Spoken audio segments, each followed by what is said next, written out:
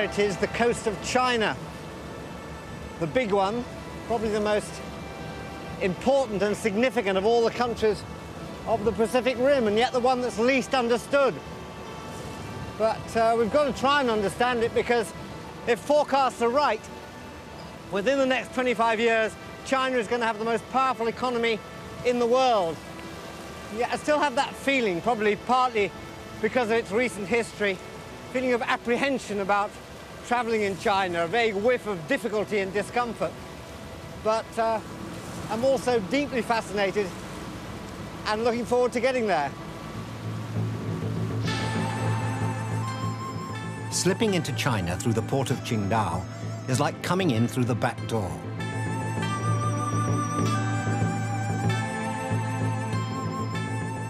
If you've taken the overnight ferry from Korea, as I have, then this is where you will first set foot in a country that is home to 1/4 of the world's population.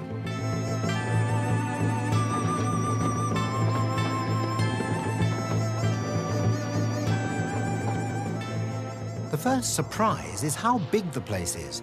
Qingdao has grown from a seaside resort to a city the size of London in just 20 years. And there are no signs of it stopping there.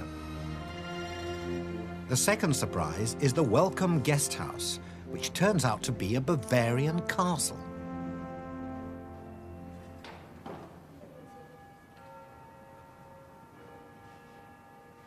It was built for the governor 90 years ago, when Qingdao was a German colony. The spirit of Wagner lingers in the woodwork, and the Chinese seem to rather like it. Communist leaders were especially keen if the wall plaques are anything to go by. When Mao Zedong wanted to get away to the seaside, this is where he came, and this is the room he stayed in. It's just this, is it? Thank you very much.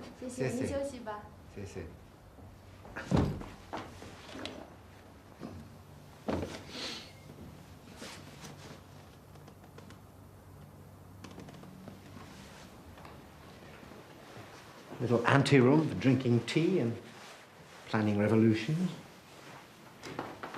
And through here, another little room, leading to another huge room, the state bathroom. That's wonderful. A mixture of simple socialist taste and German Baroque results in a very small loo. The old colonial town has survived remarkably unscathed, maybe because the party leaders liked it so much. Modern China has been grafted onto Germany without anybody really noticing.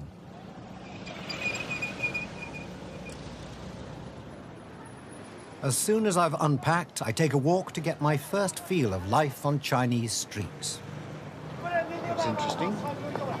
Blood donors, organ donors. The sign doesn't help much, but the sign language tells me that mass massage is on offer. Yeah.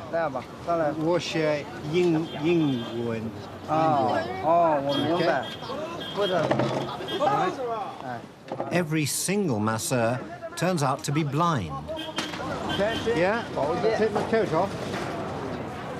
Do you speak any English? Do you speak any English? It's not really, communication isn't really necessary. Does it through the fingers. It's like it's stronger all the time. Pressure's up. Your wall collapse on you. Oh, that's nice. That's better. That's better. Oh.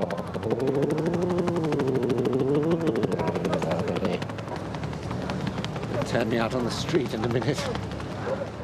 Public massage is clearly not unusual in China, and I come away converted. Walking on air. Walking on air. Really, it's a tough massage. A few bones broken, but I feel wonderful. The Chinese seaside seems just like the British seaside. Lots of people in thick coats walking around very cold water. There are the same school parties and the same loonies, health freaks. There are the same keep fit fanatics and the same sun worshippers.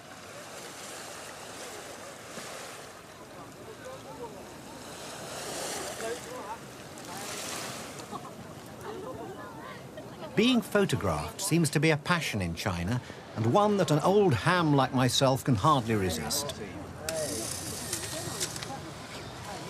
Okay, do one more. It gives me a sense of belonging, as if I've become an honorary Chinese on my first day here. That's good. You like this? Is it good? Yeah. Very nice. Back at the guest house, there is only one possible book at bedtime. Quotations from Chairman Mao Zedong. Suitable reading for the man who once slept here. The socialist system will eventually replace the capitalist system. This is an objective law, independent of man's will.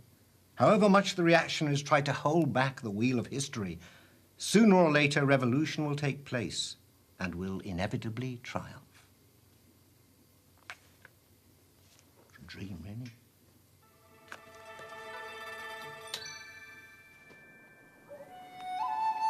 Among the hills outside the city is something never envisaged in Mao's Little Red Book, a vineyard producing Chinese Chardonnay. It was started 12 years ago by a pioneering Englishman who went bust and died at the age of 43. Michael Parry's grave overlooks slopes where supply can now barely keep pace with demand. Do the Chinese like wine now? Oh, yes, very much. Wu Liqiu is the chief winemaker at the Huadong vineyard. Yeah, Yes. that's good. Because our production is getting bigger and bigger. Yeah. Michael Parry's unfulfilled dream has been realized as a joint venture project between the Chinese and a British company.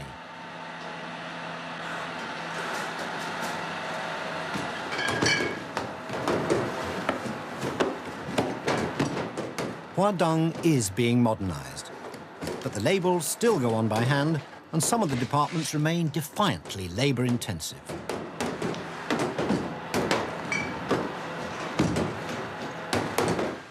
In the end, of course, it's all a matter of taste.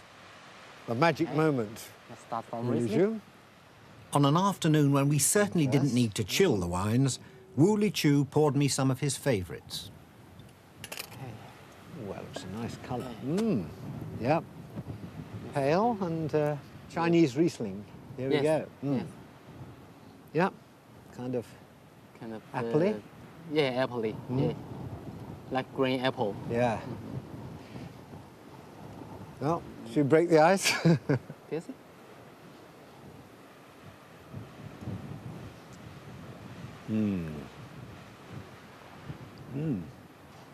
That's Very smashing. mouthful. That's smashing. Nice, isn't it? Mm.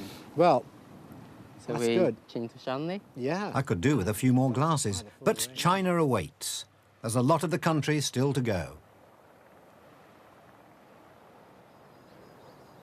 Well, we've come inland now from Qingdao on the coast to Taishan, which is China's most sacred mountain. And it's considered very much to your spiritual advantage to climb it, which is what I, of course, intend to do. Thoughtfully, they put some steps up the mountain, 6,293 of them, so better get started.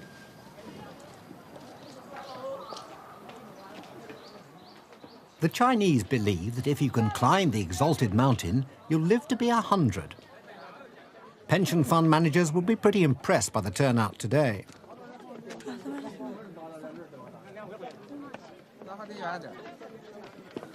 Good for you, though, isn't it? It's a good thing to climb. Once you get to the top, you can, gods will look after you for a few years. Till you come again.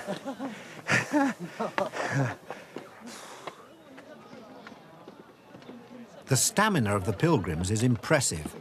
Taishan Mountain is 5,000 feet high, and well before the top, we're in amongst unmelted snow. I've lost count now, but I think it's about 200, about one. Is this travel or work, some Chinese ask me. to travel and work, to see the country, to see the country. as much of the country as possible. Yeah. Today, Taishan, tomorrow, the world. Race you to the top? The only people who take it in their stride are porters, and they're carrying the heaviest weights.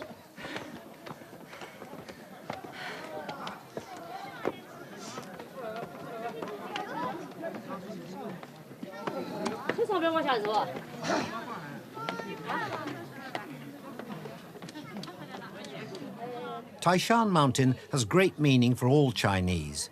The Taoists believe life begins where the sun rises, so this, the most easterly mountain in China, is the most sacred. Even Chairman Mao struggled up here. At last, after 2.5 hours, I reach the southern gate of heaven.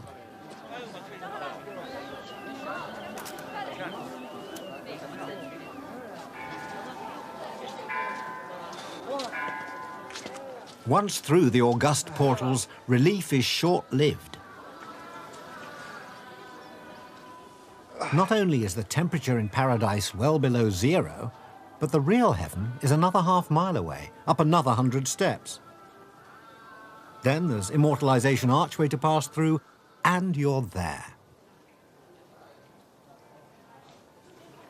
Time to pay respects and give heartfelt thanks to the greatest deity on the mountain, the princess of the Temple of the Azure Cloud.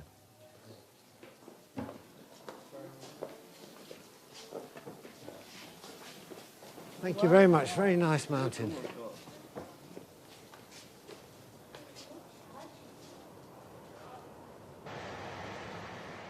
From the sacred mountains of Taishan to the fleshpots of Shanghai is a journey of 550 miles. For a communist country, China's trains have always been conspicuously class-conscious. Now the difference between hard and soft class seems to be widening. Hello. Hello. Taking pictures of all Chinese eating breakfast. In today's China, wealth, it seems, can be flaunted without risk. As Deng Xiaoping himself said, to be rich is glorious. It's not rice. Yeah, it's not rice. Those are rice. Oh. I'm invited to share a table with a businessman who honed his skills in Canada and is now one of Shanghai's many new entrepreneurs.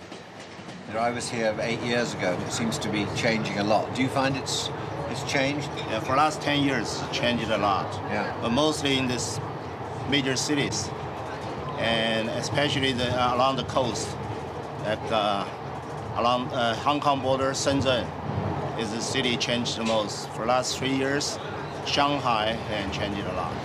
Do you find there are any problems running a business in China that you wouldn't have elsewhere? Over here, there are problems. The people are not used to the way we running things. They've been working for the communist kind of way for the last 40 years. But they're learning.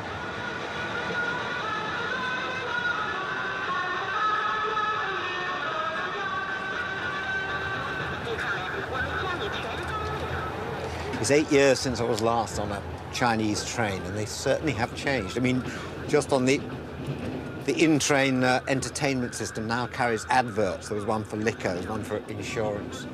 The buffet I had for breakfast this morning, I mean, very international, the uniforms, the general standard, the look of the train. It's all much more up-to-date, I suppose one would say. It's almost more Western, and I just remember it used to be a bit livelier, a bit less predictable. I wonder if this is just one face of modern China.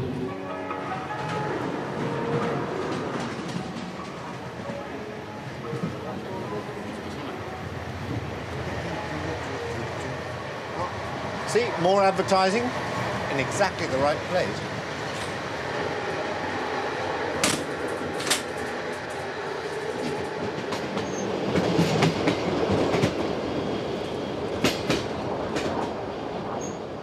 We're sucked into Shanghai by mile after mile of new apartment blocks. They're being built to house all those millions of Chinese who Chairman Mao once exhorted to work the countryside. They're now urged by his successors to seek their fortune in the city. Outside the station, I step into a great stew of cars, crowds and commerce. Overwhelming but exciting.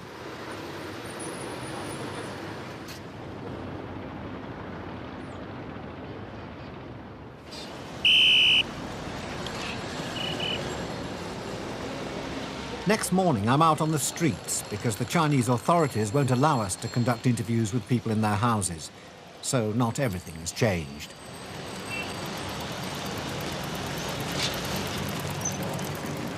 The sheer number of bicycles in Shanghai provides a collective security. It's the cyclist who's boss, not the car. But I wonder for how long.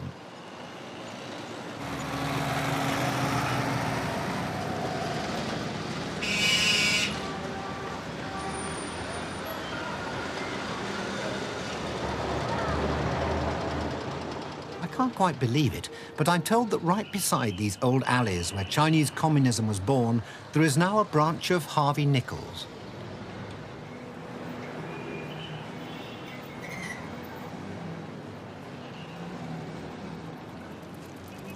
And it's true. London, New York and Paris are all represented here. Even Savile Row has come to Shanghai.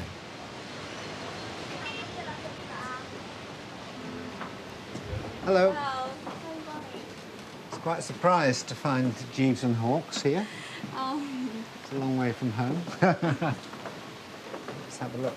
Ah, there's a sale here. This looks my sort of thing. Can I try this on? You can try it. Yeah, thank you.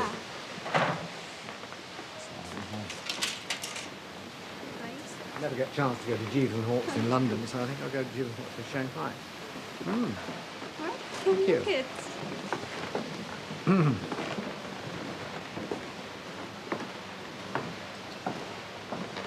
Not quite. I don't think it's quite me. I think it should be a bit longer and a bit wider. I could have it as a dressing gown. Yeah. How much is that? So that's 440. 440.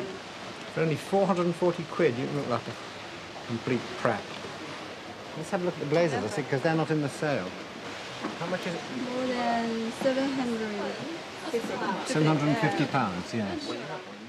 Is it really only 20 years since the whole country wore Chairman Mao jackets? Better? That's better, isn't it? It's more like, yeah. Lovely. Oh! So I've just noticed. Yeah, I see.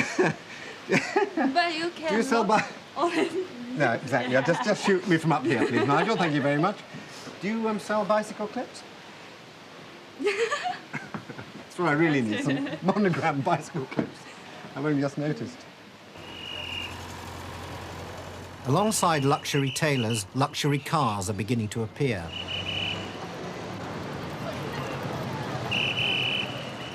At this speed of change, I wonder how long Shanghai's bicycle repairmen will be able to survive. Good. That's fine.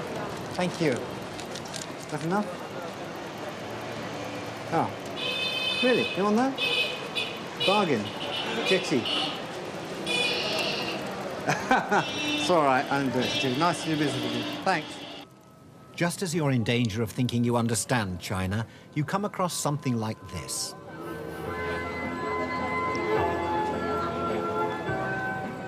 Something you really can't imagine happening on Oxford Street or Fifth Avenue.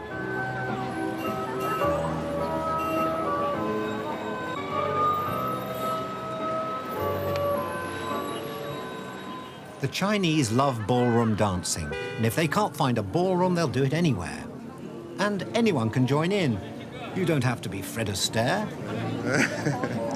It's all coming back to me now. I gave all this up for rock and roll.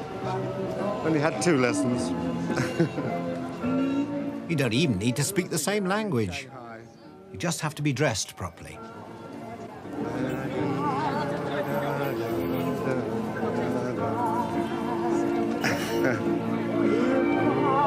That's all right, yes, thank you.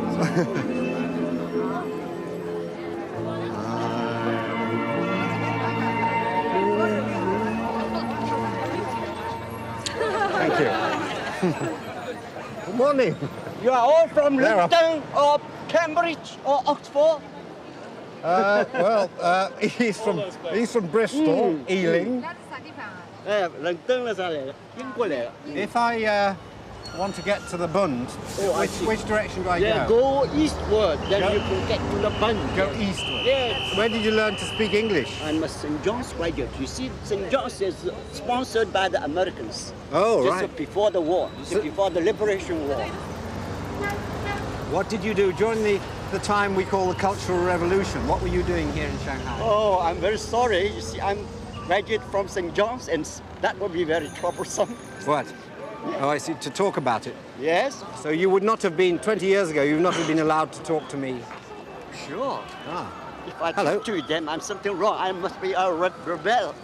What? Yeah, something will be wrong. Yeah, that's okay. right. Oh, but now it's different now, is it? Mm-hmm.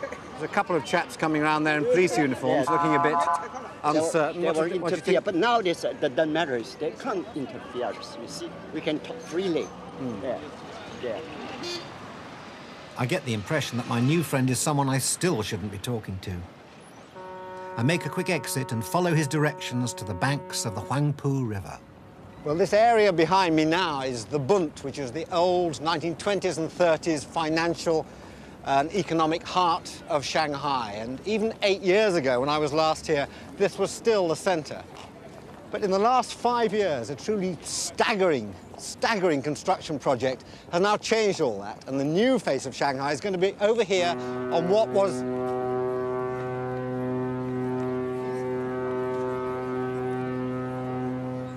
Thank you.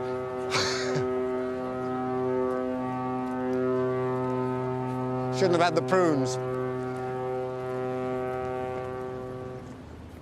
What I was trying to say is that this is the new economic zone of Pudong. It's the most awesome evidence of China's open-door policy. Tower blocks, built at the rate of 1 floor every 3 days, will house a stock exchange, banks, property developers, all the heavy artillery of capitalism. It may be capitalism without democracy, but there is surely no going back to the stern certainties of old-style communism.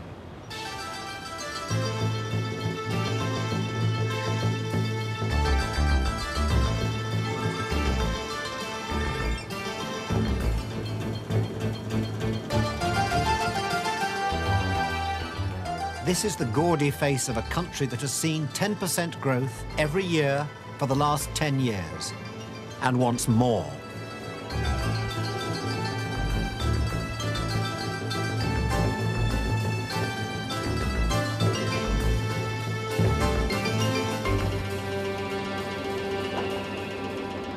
Later that night, I catch the Midnight Express out of Shanghai.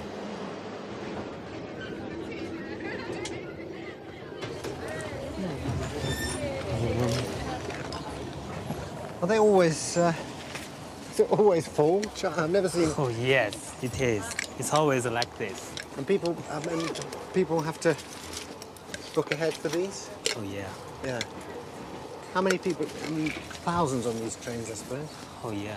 You never see the hot seats. If you see that, oh, Yeah, fully that's packed. further down there, but they just sit and they sleep on those hard seats for days. I mean, how long would a train like this take to get from down south to Beijing, say? Oh, it will take probably 3 days.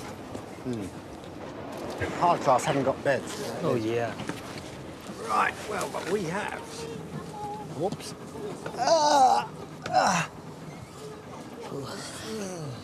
Ooh.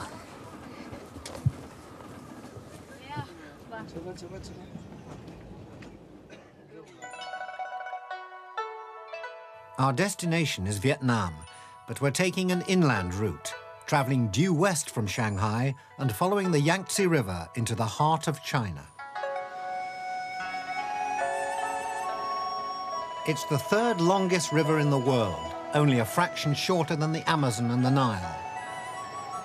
Upstream from the city of Yichang, it enters a series of gorges which cut through mountains so steep and impassable that the river is still the only way through. The Yangtze is a dangerous river. Attempts have been made to control its mighty, unpredictable flow. The lock at Gerju is one of them. Before it was built, boats had to battle their way through rapids, whirlpools, and fierce currents.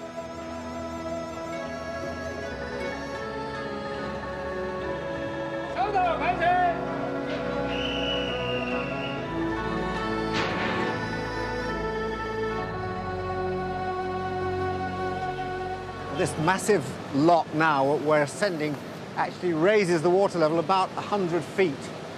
And it's here because the Yangtze has already been dammed at this point. But if the Three Gorges project goes through, this massive damming project, which the Chinese government insists will go through by the year 2009, then there'll be many more locks like this for people to navigate as they go up the Yangtze. But this is pretty spectacular.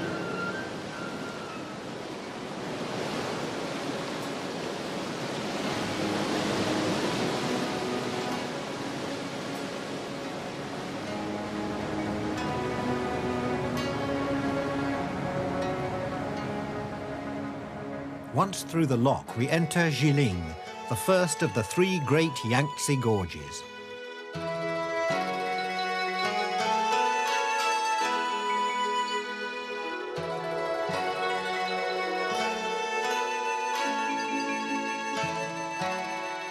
This was once the most treacherous stretch on the whole river. Massive rocks claimed dozens of ships and thousands of lives.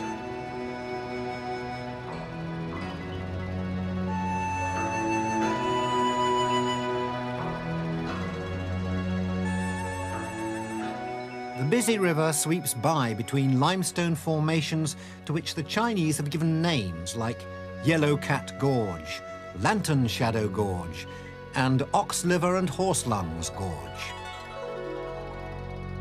Then quite suddenly the landscape changes utterly.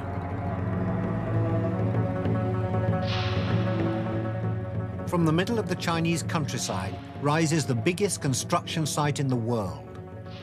Over the next 15 years, a gigantic wall, 600 feet high and 1¼ miles long, will rise from these foundations. It will cost $20 billion. Well, this is currently the most important and probably the most controversial point on the Yangtze River, because you can see the workings for the Three Gorges Dam, which will extend across the other side of the river here, so that everything from here on that we're going to see, the gorges we're going to go through, will, in 16 or 17 years' time, be totally underwater. The homes of over 1 million people will disappear beneath a lake 370 miles long. The project promises safe navigation, cheap electricity, and an end to devastating floods. The cost will be the loss of all this.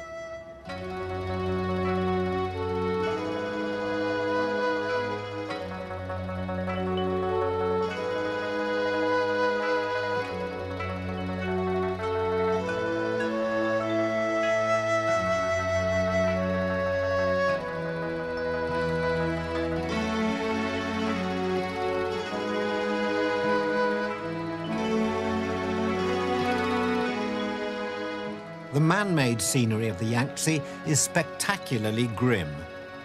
Ancient power stations belch fumes. A permanent smell of sulfur hangs in the air. These towns look doomed. Why change anything when in a few years all this will be engulfed?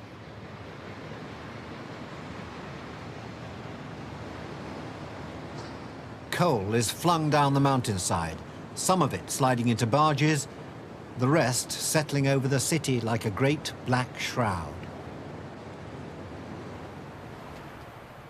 We pass through Witches Gorge and into Sichuan province.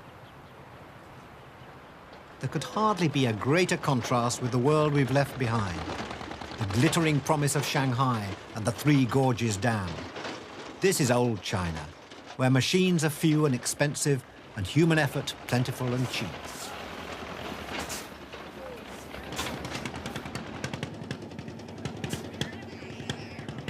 Men and women form a conveyor belt to the coal barges.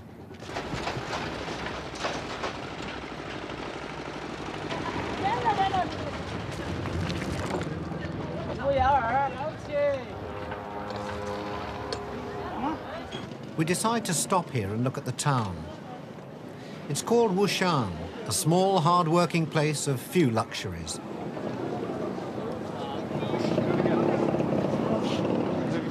Life on Main Street reflects basic needs, food and warmth for the coming winter.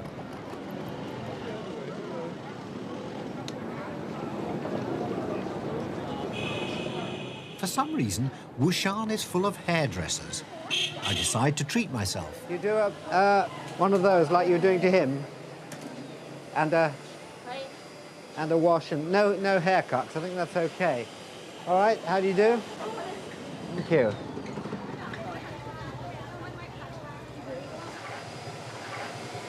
This is a monk's hair wash. So just do the bit in the middle. Thank you.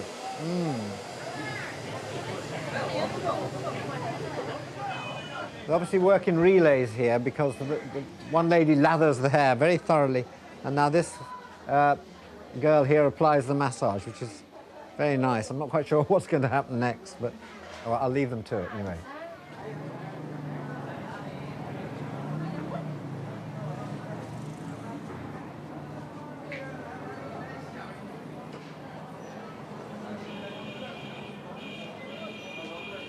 I don't think this happens very often in a town like Wushan, judging by the audience. People here don't really see any Westerners at all. We've hardly seen anybody here. The other sad thing is that in 7 years, this high street will be completely dead. It'll be evacuated. And in a couple of years after that, about 10 years from now, it'll be underwater.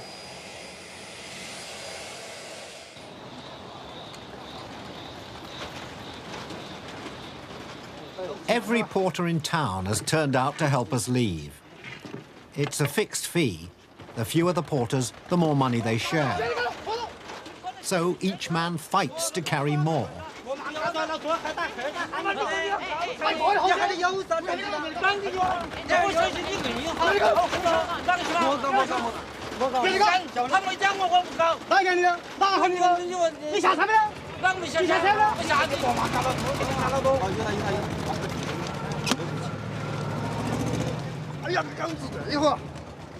Believe it or not, these are the lucky ones.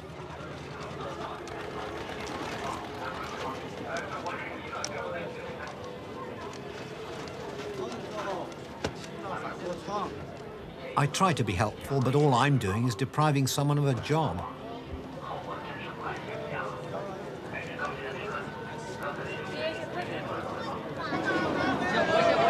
Separated from the rest of China by a ring of mountains, Sichuan is home to 100 million people.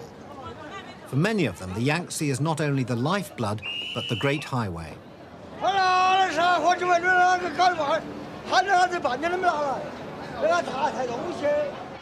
The hard-worked riverboats sustain a whole range of ancillary services. As departure draws closer, the pace in the kitchen rises from merely manic to hysterical.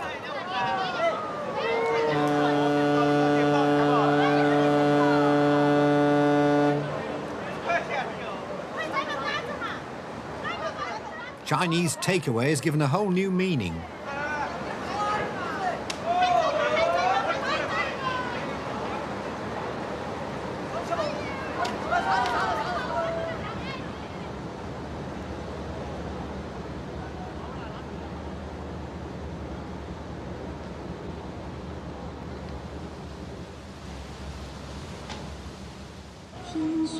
Those of us not enjoying the benefits of a Chinese throwaway eat in the more sophisticated surroundings of the first-class dining room. We're deep inside China now, and I'm aware, not uncomfortably, that we're the only non-Chinese on the boat.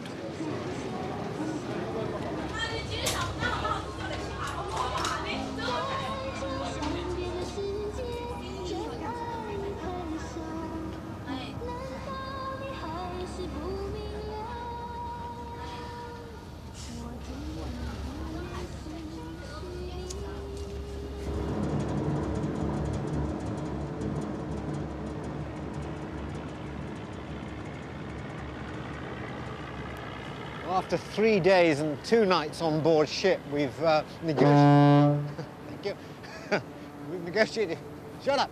Negotiated our way down the Yangtze Gorges to the town of Chongqing, which is laid out here. It's about 1,500 miles from the mouth of the Yangtze in Shanghai, and here the Yangtze River meanders off for another 2,500 miles up towards the Tibetan border. We, on the other hand, have to now try and head south towards the Vietnamese border and try and get a train across to Hanoi. The last we heard was that there definitely wasn't a train service across the border to Hanoi, and also that there definitely was, so we'll just have to go and see for ourselves. But this might have been the easy bit. At first sight, Chongqing looks as romantic as all the other cities of the Yangtze. The difference is its size.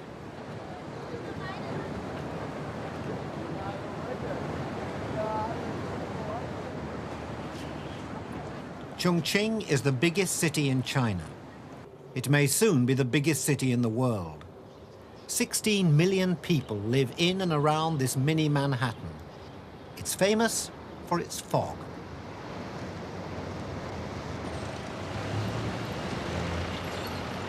In the morning, I set out for a lunch date. Steps climb steeply from the river. 50 years ago, the entire water supply for the city was carried up here by an army of 20,000 porters.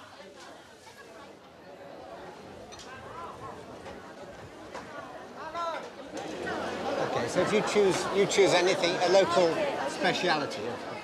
Waiting for me at the meat market is Miss Liu, a 23-year-old graduate from Chongqing University. She's one of a new generation of Chinese who can barely remember hardline communism and the Cultural Revolution. Okay, it's okay. So Miss Liu, the meat that's hanging up here, that is the menu, is it? That's where the food we're going to eat comes from? Yeah. So what have we got? What's this we're starting with? I think this is the steamed meat, Steamed meat. the pork. Pork meat, yeah. Have Shall a I try a bit? Yeah. Try a bit of steamed pork. How about it? I knew it was good actually before I ate it for some reason. We've come from sort of into China through Korea, and we spent some time in Shanghai. Does it worry you that as people get richer, they get more selfish, less community-minded? I mean, when Mao's idea was that China should be built on the peasantry who shared everything. Yeah. Now everyone's getting rich, they have their mobile phones. Do you think this is a change for the worse? I think so to some extent, because I've learned that before the Cultural Revolution in China, the people live more closely to each other. They talk to each other very friendly. But nowadays, I don't think so. Do you have an image of a life in Great Britain? I mean, like London, where I come from. Someone said they were very preserved. Reserved, yes. Reserved. Preserved is really, perhaps more, that's more true than you think. Is that They're true? reserved. And also they are, especially for the men, they are gentleman-like. They have good manner. Yeah, I think if I have the chance, I'll go to Britain to see what's the difference in the real Great Britain and in the Great Britain in my mind. Yeah, and you be careful of the men. They're not all preserved at all.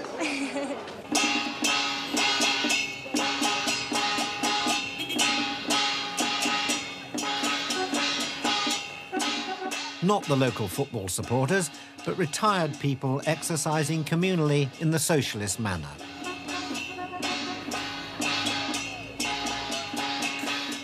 Red sashes are sported to remind Miss Liu's generation of their revolutionary heritage.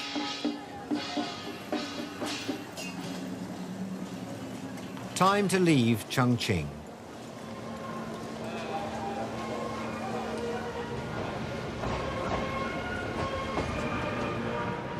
The Chinese take their railways seriously. Complete with its own martial music, the 9:30 for Guiyang pulls out dead on time.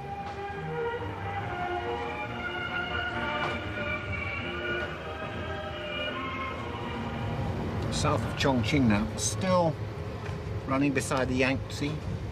About another half hour or so, still the main artery of China.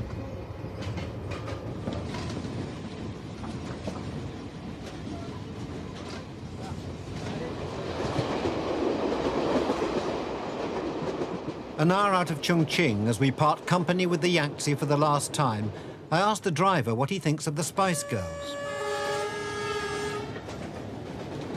We're travelling south now, away from the cold grey mists of the gorges, into a world of green paddy fields and a rich, reviving subtropical sunshine.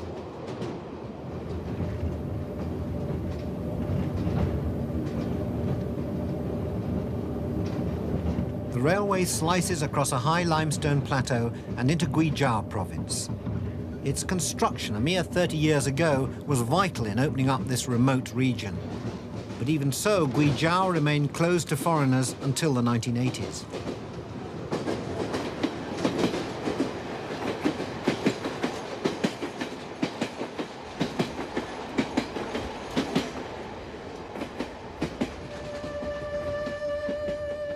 Guizhou is far from big cities and centers of control.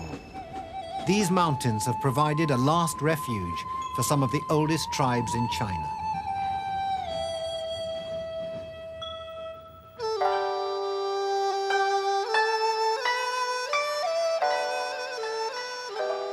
My guide, Xiongwan, or Priscilla as she prefers me to call her, is taking me to a market deep in the mountains. This is where the Miao people live.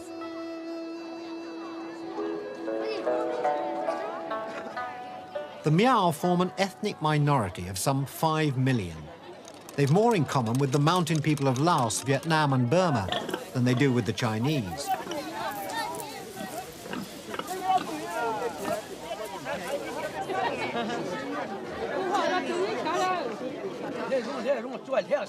During the Cultural Revolution, they had to conform. Now they're free to live the way they want, but they remain very poor.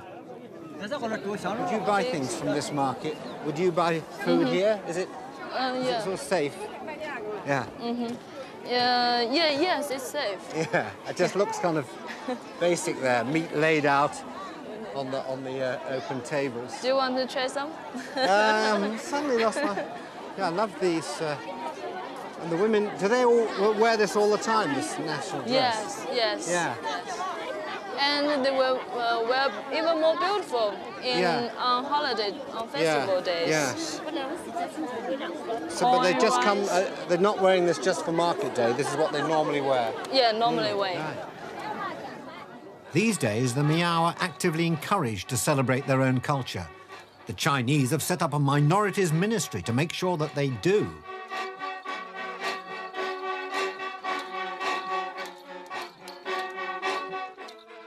The Miao love festivals. Their original purpose was the need for the young to find partners. A get-together could lead to a knees-up, which could lead to a get-together, which could lead to a whole new generation of musicians.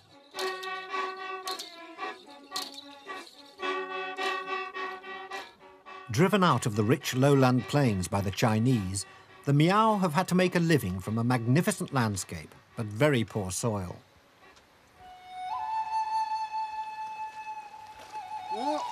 The methods haven't changed much in hundreds of years. Machinery is almost unknown.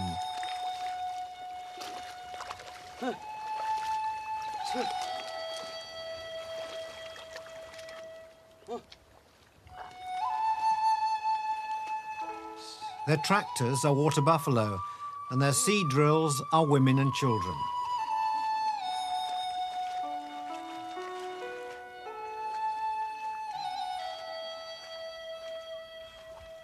There are no roads. To get to the village, we have to walk through the paddy fields. There are few places in the world as untouched. We're probably the first foreigners they've ever seen. Hello. 你好. 你们好. 你们好. They speak Chinese or Miao? Only Miao. 你们懂得到汉话不？ only can understand some Mandarin. Unlike many others in China, the Miao are open, friendly, and curious. I asked Priscilla if we can see in the house. 屋子里头就可以坐一下，可不可以？哎，yes yes， All right, you can have a look in. welcome. Thank you. 那就可以看哈。 Let's go in, shall we? There we are, barging in while you're having your lunch. Is this Yeah.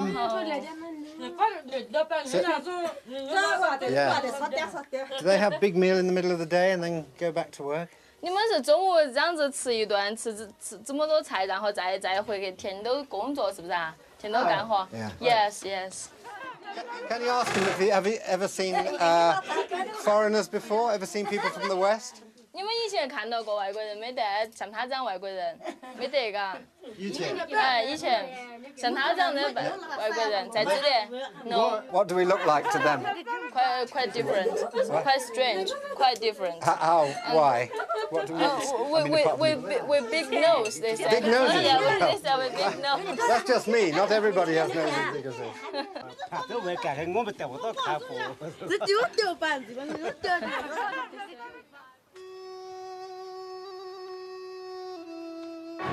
Two weeks after entering the Yangtze Gorges, we're out of the mountains and rushing across the southwestern plains towards the Vietnam border.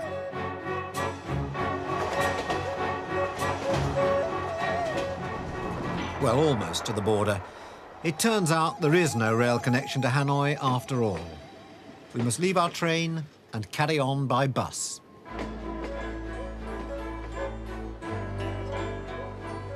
We're set down, hours later, at a grand, strangely deserted frontier. Well, this is Friendship Gate in Pingxiang, and it marks the end of China and the frontier with Vietnam, which I hope to cross in a moment. I say hope because this is not an orthodox way of leaving China. In fact, in 1979, the Chinese and the Vietnamese went to war, and this whole border was sealed off. They're now opening it again, sort of tentatively, but not many people here. I just hope for someone to see my passport, help us all across. And sadly, it's goodbye to China and hello, Vietnam.